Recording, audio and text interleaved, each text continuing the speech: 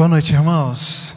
Alegria poder estar com vocês para compartilharmos um pouquinho da palavra de Deus, refletirmos um pouco sobre esse tema, pensarmos um pouco sobre felicidade à luz da palavra de Deus e tentando extrair algumas lições importantes, relevantes para as nossas vidas. Eu agradeço pelo convite, pela confiança. A Janine me ligou para convidar. Eu acho que ela percebeu no telefone que eu dei uma engasgada. Ela falou no congresso da maturidade. Por um instante eu falei assim, mas não seria um pouco de ousadia minha presumir que eu posso falar para maturidade? Né? Talvez eu precisaria de uma dose extra. Mas eu falei, se estão acreditando, Jesus é quem vai falar, não é verdade? Então nós vamos compartilhar da palavra de Deus. Eu quero convidar você, antes de tudo, antes da gente ir para o texto e refletirmos, eu quero convidar você a fechar seus olhos, vamos orar, nos colocar na presença de Deus. Pai, obrigado por essa noite, obrigado pela oportunidade que eu tenho de estar aqui com os meus irmãos de fé e compartilharmos da Tua palavra, das lições que o Senhor tem para nos ensinar nessa noite e que de fato possamos entender o que significa sermos felizes no Senhor e que o Teu Espírito fale a cada um de nós, que para além das minhas limitações o Senhor possa transmitir a cada um a Tua mensagem nessa noite. É a oração que eu faço no nome de Jesus. Amém. Amém. Deixa eu colocar meu cronômetro, que eu prometi para a Janine que eu estarei atento. Nós vamos refletir. Eu queria convidar você para a gente começar dando uma olhada sobre o nosso texto base escolhido. Tem como a gente colocar na tela de novo o texto base para podermos olhar para ele juntos? Nós lemos ele lá no início. Podemos ler juntos? Você pode ler comigo esse versículo a uma voz? Que o Deus da esperança os encha de toda alegria e paz por sua confiança nele, para que vocês transbordem de esperança pelo poder do Espírito Santo. O texto na NVT, ele está escrito assim, basicamente a mesma coisa: que Deus, a fonte de esperança, os encha inteiramente de alegria e paz em vista da fé que vocês depositaram nele, de modo que vocês transbordem de esperança pelo poder do Espírito Santo. Falar sobre felicidade nos nossos dias é um assunto, é um tema desafiador de refletirmos, sem dúvida, porque de que felicidade nós estamos falando? Qual é o conceito que nós estamos adotando para falar sobre o que é felicidade? O que é que nós entendemos por felicidade? Talvez nós nunca tivemos um conceito tão efêmero, tão instável de felicidade como nós temos nos nossos dias. É natural que associemos o termo felicidade, a questão da felicidade, ao nosso estado emocional momentâneo. Aquilo que eu estou sentindo, aquilo que está no meu coração num determinado momento. E aí já fica difícil de falarmos sobre uma pessoa que é feliz e começamos a olhar para a felicidade como algo que eu estou. Em alguns momentos eu estou feliz, em outros momentos eu não estou feliz. Começamos a olhar para a felicidade como se fosse um conceito quase que inalcançável, e nos nossos dias se torna cada vez mais inalcançável. Especialmente quando nós nos colocamos diante da realidade da exposição das redes sociais que nós temos hoje. Fica cada dia mais difícil ser feliz, com tanta gente sendo mais feliz do que a gente. Eu não sei se você também é influenciado por isso, mas eu costumo brincar que às vezes a gente está seguindo a vida, no trabalho, na correria, e de repente você vai passando ali o seu feed no Instagram, e um está na praia, o outro está nos Alpes, um está esquiando, e parece que está todo mundo numa vida assim, extremamente tranquila. Ninguém tem problema, ninguém tem aflição, e você está ali lidando com as suas dificuldades, lidando com as suas lutas e pensando, que infeliz eu sou. Todo o resto do mundo está feliz, todo o resto do mundo está realizado, mas eu estou aqui lidando com a minha frustração, lidando aqui com a minha infelicidade. Eu ouvi um preletor dizendo uma vez que um dos problemas dos nossos dias é que nós estamos comparando a nossa vida de bastidores com os momentos áureos das outras pessoas. Porque ninguém vai para a rede social para colocar um momento difícil, para colocar a luta que está enfrentando, só vai lá para mostrar quando as coisas estão muito boas. É a foto do neto, é aquela foto linda do netinho. É aquele momento que todo mundo olha para a foto e fala, mas que alegria. Mas ninguém está lá para fotografar a noite passada na enfermaria no hospital, porque a criança estava com uma infecção de garganta. Ninguém está ali registrando a angústia na noite mal dormida, porque a criança deu trabalho. Mas nós estamos olhando para a vida das pessoas, para os momentos bons, para os momentos alegres, e as pessoas estão cada vez mais deprimidas, mais tristes com as suas vidas, porque diante de tantas alegrias dos outros, parece que não sobra muita alegria na nossa vida, no dia a dia, na vida real que nós estamos inseridos. E nessa jogada de olhar para a felicidade como um momento que eu enfrento, fica cada vez mais difícil olhar e encontrar alegria, encontrar paz, encontrar esperança. Eu ouvia um psiquiatra dando uma entrevista essa semana, e ele estava falando sobre como ele nunca viu tantas pessoas querendo ser medicadas para apagarem, para anestesiarem emoções que poderiam facilmente ser tratadas e lidadas com uma conversa, ou simplesmente com a disposição de passar por frustração e de enfrentar uma tristeza. Como um adolescente que procura um médico querendo um tarja preta porque o cachorro morreu. Não somos capazes, como sociedade, somos cada vez menos capazes de enfrentar as frustrações, de enfrentar as dificuldades e de sermos felizes, apesar das adversidades da vida. E vocês já viveram o suficiente para saber e para concordar comigo, é que a vida é feita de muitos momentos, e muito mais momentos de adversidade do que de tranquilidade. Ou eu estou errado? Talvez eu ainda não cheguei num nível de vocês e eu não estou fazendo uma interpretação correta. Mas quando eu olho para essa jornada, eu vejo que os momentos de alegria, de grande alegria, de êxtase, esses momentos são muito pontuais. São momentos que são apreciados, que são lembrados, mas que são momentos pontuais. A grande rotina da vida é de situações comuns do dia a dia, de dificuldades, talvez não de dificuldades, mas simplesmente de rotina, de afazeres, de coisas que eu tenho que realizar. A vida é muito mais arroz e feijão do que sobremesa. E como é que eu consigo ser feliz? Como é possível que alguém seja feliz assim? Como é que nós vamos recobrar esse conceito, essa ideia de que é possível sermos felizes, se a própria essência, a identidade do que significa felicidade se corrompeu dessa forma? Eu quero convidar você então, nós vamos ter 3 oportunidades de reflexão, e eu quero dividir em alguns momentos para nós refletirmos à luz das Escrituras e olharmos para alguns textos, alguns escritores bíblicos, para ver o que eles têm a nos ensinar sobre felicidade e sobre como isso pode construir esse nosso conceito. Mas partindo desse texto inicial, eu já quero adiantar para você o raciocínio que eu quero construir daqui até o final, e se você entender esse fio, eu já me dou por satisfeito. Ele diz o seguinte: que Deus, a fonte de toda esperança, os encha inteiramente de alegria e paz, em vista da fé que vocês depositam nele, de modo que vocês transbordem de esperança e pelo poder do Espírito Santo. Ele nos lembra que é o Senhor, é dele que vem toda a fonte de esperança. Se existe uma fonte de esperança, se existe uma fonte de alegria, se existe uma fonte de paz, é o Senhor.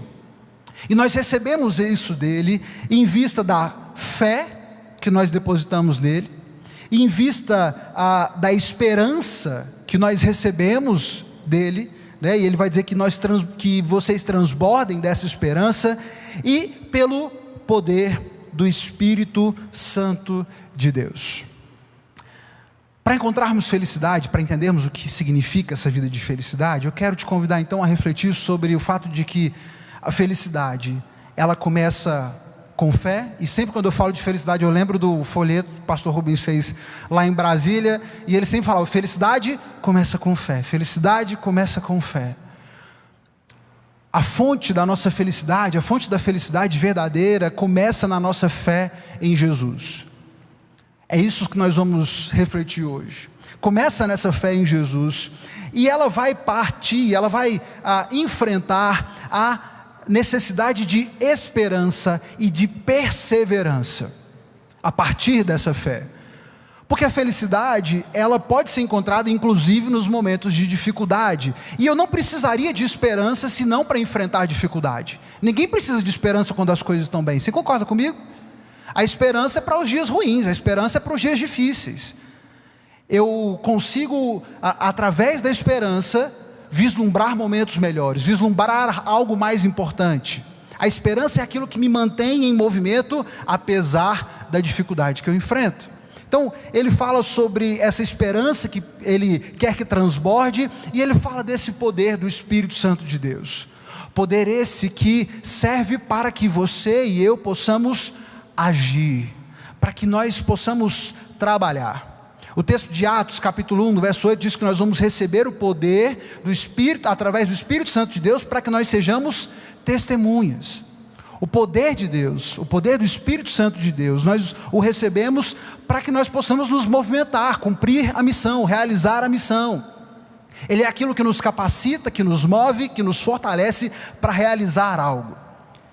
E eu vejo essa ideia, inclusive, no texto de Tiago também. Tiago, escrevendo sobre felicidade, no capítulo 1, no verso 25, ele diz assim: se contudo observarem atentamente a lei perfeita que os liberta, perseverarem nela e puserem em prática sem esquecer o que ouviram, serão felizes no que fizerem. Se observarem atentamente a lei perfeita que os liberta, perseverarem nela e puserem em prática sem esquecer o que ouviram, serão felizes no que fizerem. Consegue perceber essas ideias também, essas três ideias presentes nesse texto?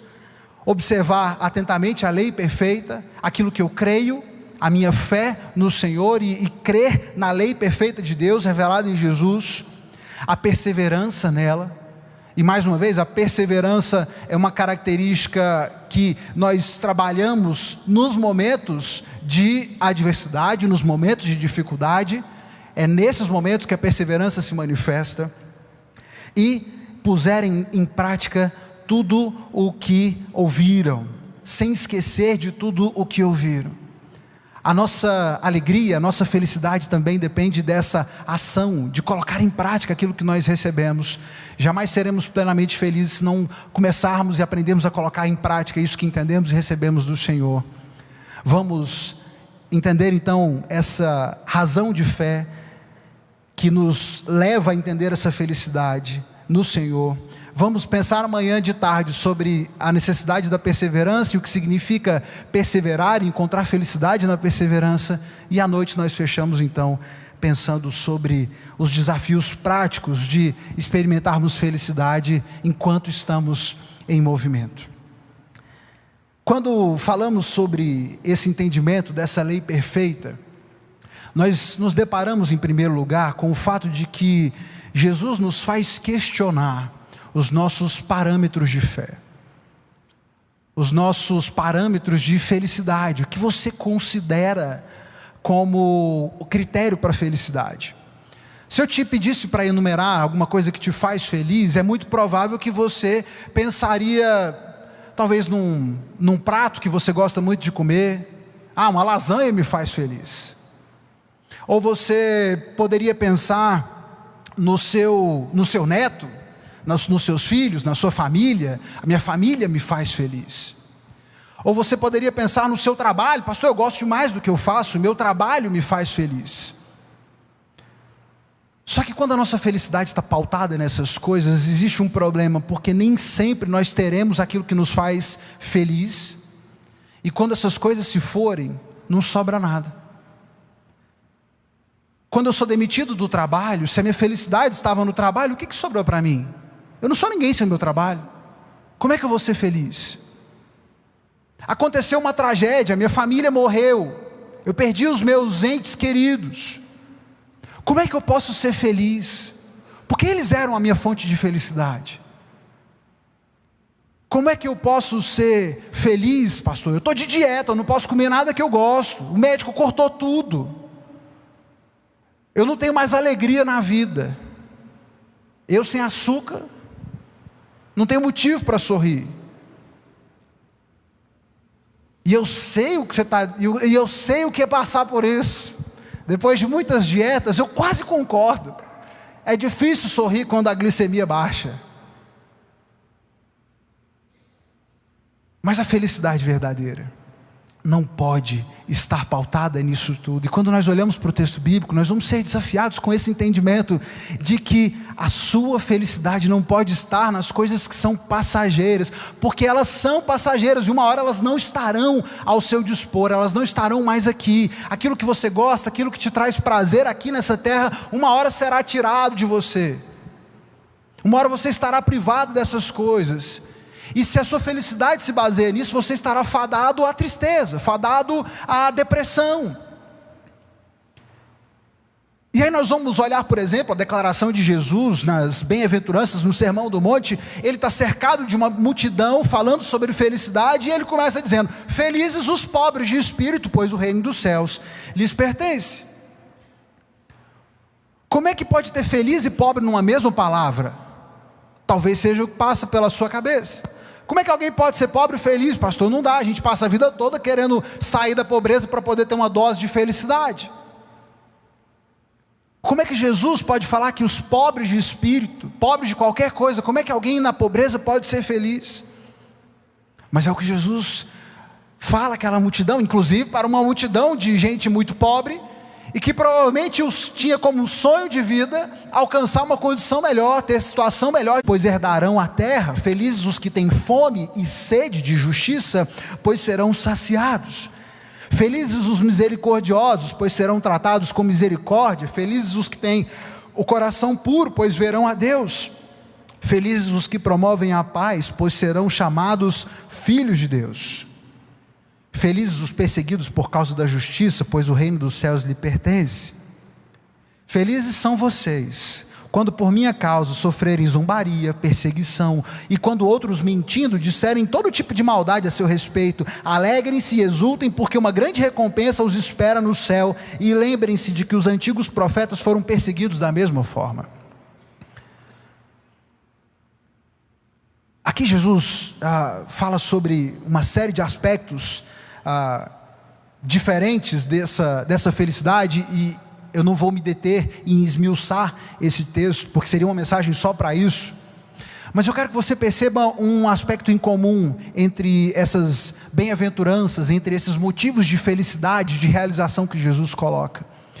Todos eles fazem relação àquela pessoa que não encontra a sua felicidade nas coisas desse mundo, nas alegrias desse mundo, mas no reino de Deus, na vontade de Deus.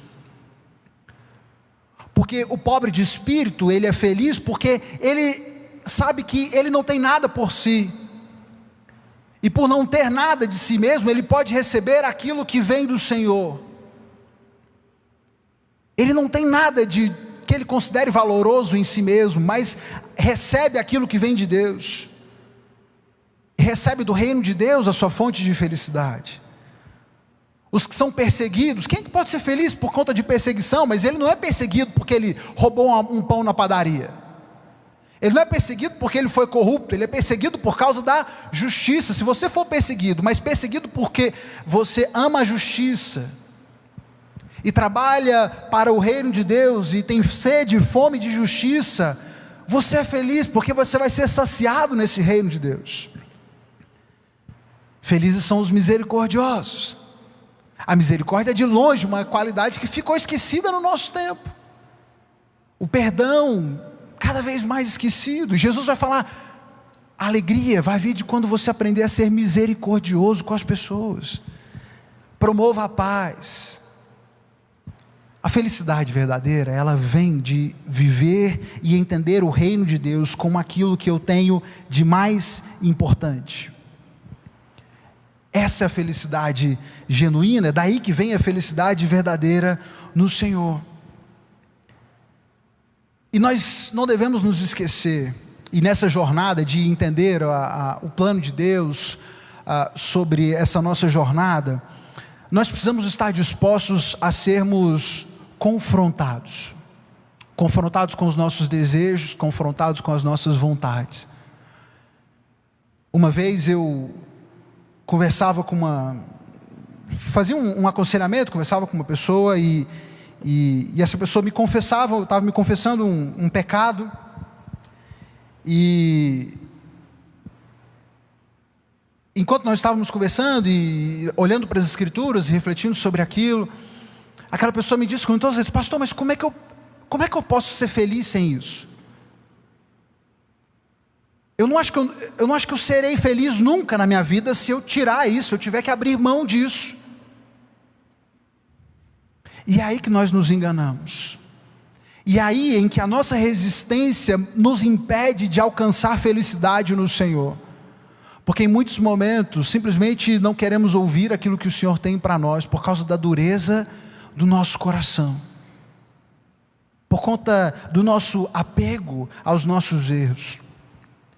Quando eu olho para a segunda carta de Paulo aos Coríntios, eu acho muito interessante como ele começa a carta. Porque na primeira carta, Paulo traz um texto bem intenso, muitos ensinos duros, muitas correções, e ele começa a segunda carta quase que se desculpando pelo fato de estar escrevendo uma carta, de não estar lá entre eles.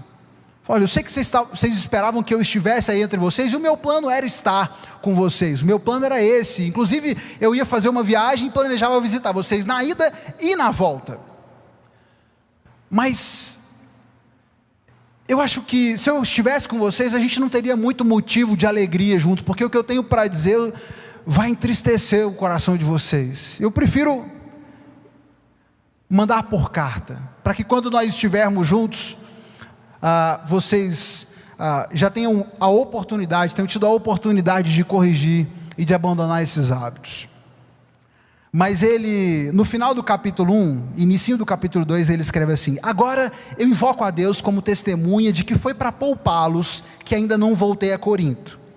Isso não significa que queremos controlar vocês, dizendo como exercer a sua fé. O nosso desejo é trabalhar com vocês para que tenham alegria, pois é pela fé que permanecem firmes.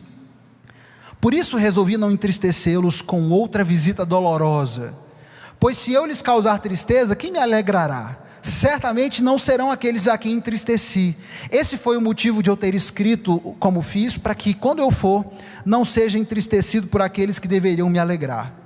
Sem dúvida, vocês sabem que a minha alegria vem do fato de vocês estarem alegres, e escrevi essa carta com grande angústia, com o coração aflito, com muitas lágrimas. A minha intenção não era entristecê-los, mas mostrar-lhes quanto amo vocês. Paulo escreve para esses irmãos: eu não escrevo essas coisas, e eu não passo tantos ensinos duros, difíceis, tantas repreensões, só pela alegria de entristecer vocês, não é pela realização do constrangimento, mas eu escrevo porque eu amo vocês. E como o texto bíblico nos ensina, o Senhor corrige aquele a quem Ele ama. A prova de que o Senhor nos ama é que Ele nos corrige, como um pai que corrige ao filho a quem Ele ama.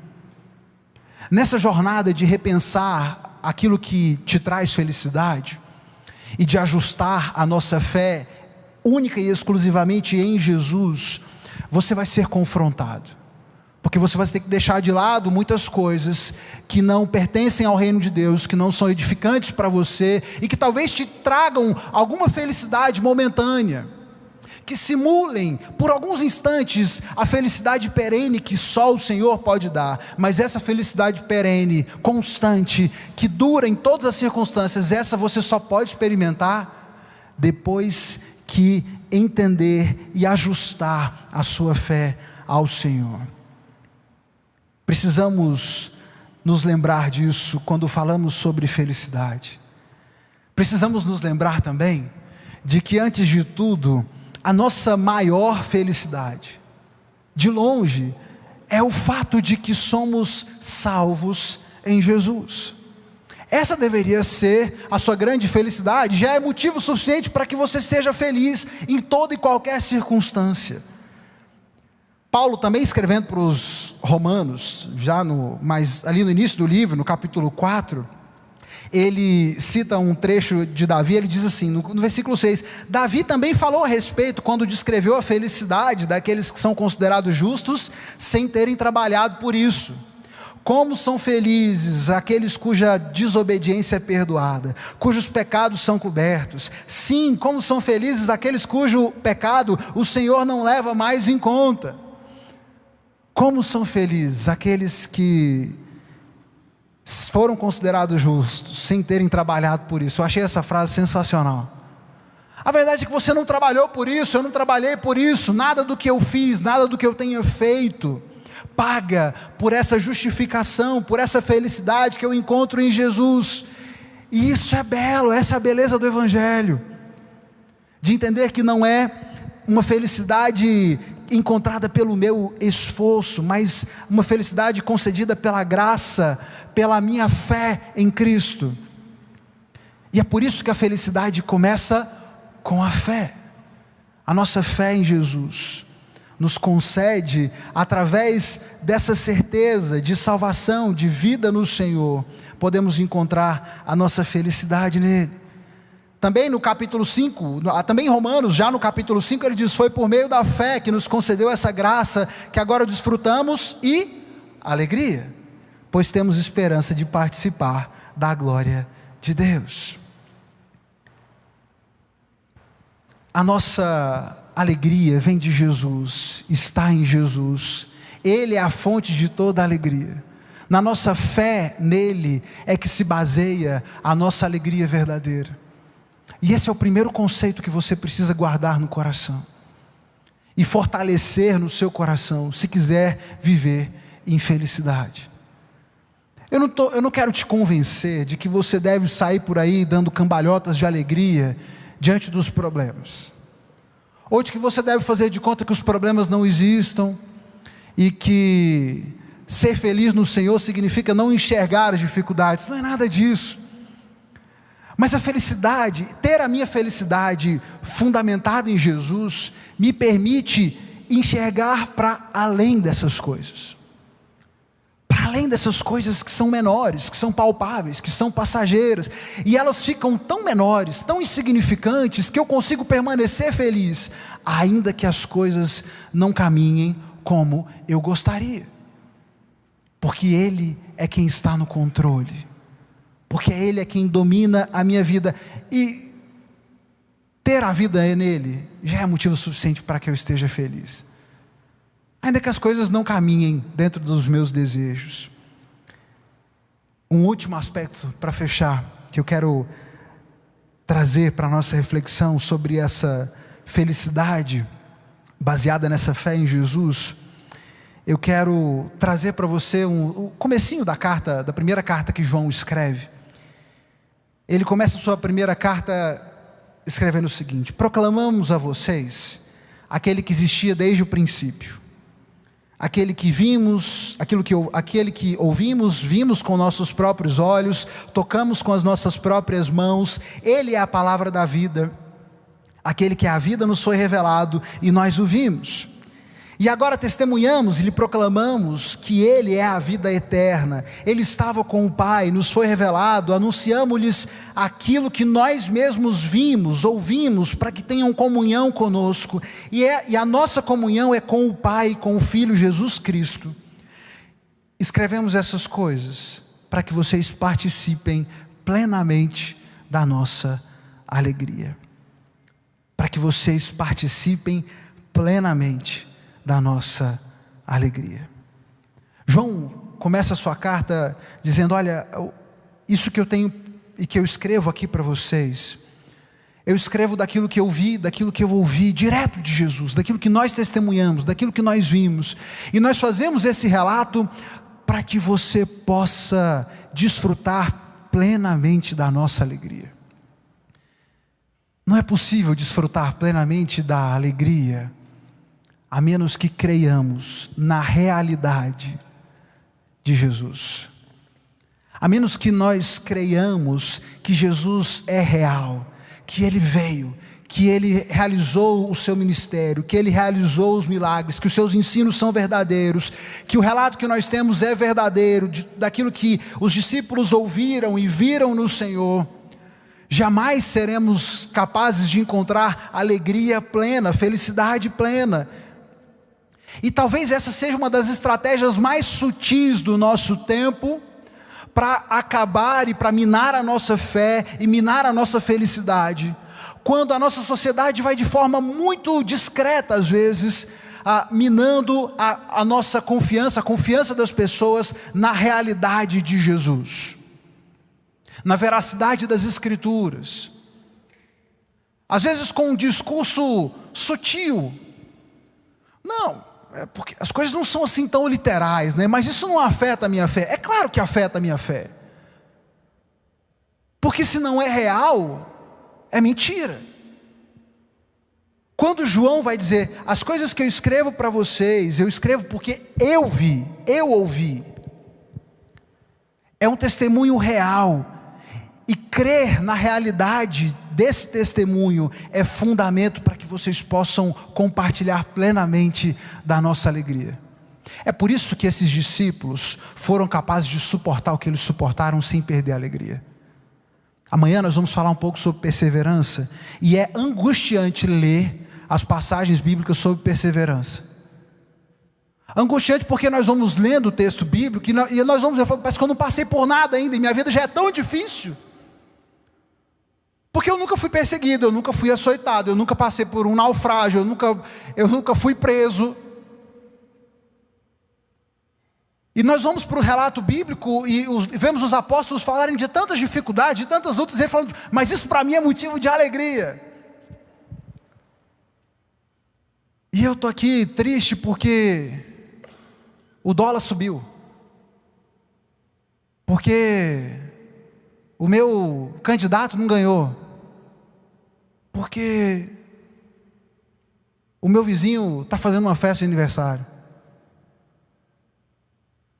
Quando essas coisas roubam a nossa alegria, quando coisas tão pequenas roubam a nossa alegria, isso só demonstra que no fundo a nossa alegria não está fundamentada naquilo que deveria.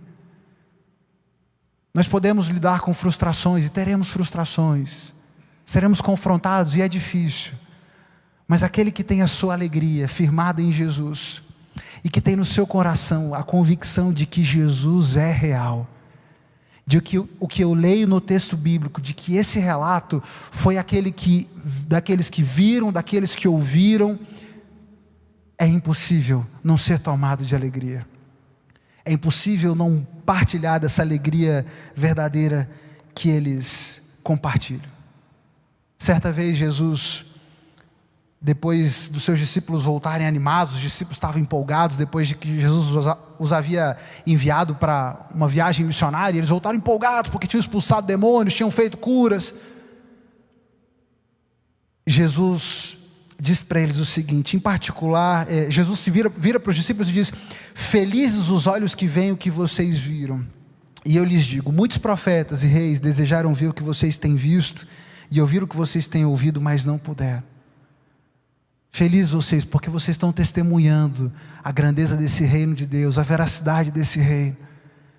E a nós cabe a fé de que esse relato é verdadeiro, de que Jesus é real, de que o que nós vemos aqui é o relato daqueles que viram e que foram felizes por ver, e eu sou feliz por poder ler e por saber que isso é real, e isso é o suficiente para que a minha felicidade vá muito além das circunstâncias que estão ao meu redor, porque felicidade começa com fé. Eu quero convidar você para orar comigo. Feche seus olhos, vamos orar ao Senhor. Pai querido, obrigado porque nós temos a oportunidade de ler a sua palavra, obrigado porque o Senhor fala de forma tão profunda aos nossos corações, e perdoa, Senhor, perdoa a nossa pequenez, perdoa, Pai, os nossos pecados, perdoa se nós temos nos deixado envolver numa dinâmica de tristeza, de abatimento pelas coisas pequenas, menores dessa vida. Perdoa, Senhor, se nós não temos enxergado a importância da fé em Jesus. Perdoa se temos dado valor demais às coisas passageiras desse mundo para enxergar a alegria que o Senhor tem proposta para as nossas vidas. Perdoa, Pai, o nosso egoísmo, perdoa a nossa cobiça, perdoa, Pai. Porque em tantos momentos isso rouba a nossa alegria e muitas vezes culpamos ao Senhor pela nossa falta de alegria. Mas no fundo, é a nossa falta de fé que nos priva da alegria. Transforma, Pai, os nossos corações.